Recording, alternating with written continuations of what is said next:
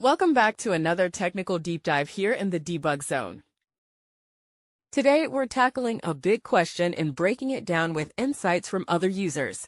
Hopefully, this clears up some misconceptions and helps you get the answer you need. So buckle up, stay a little curious, and let's jump right in.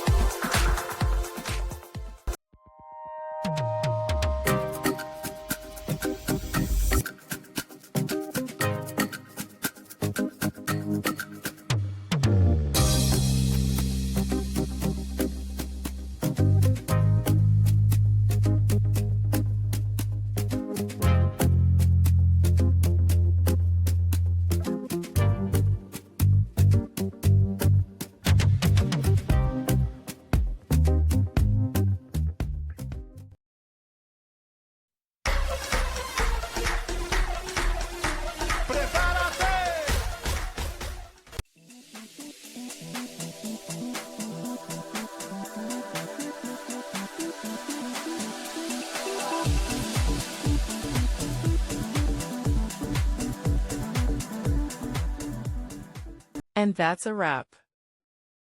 I hope you found the answer you were looking for. If you did, take a second to hit that subscribe button. It really helps out.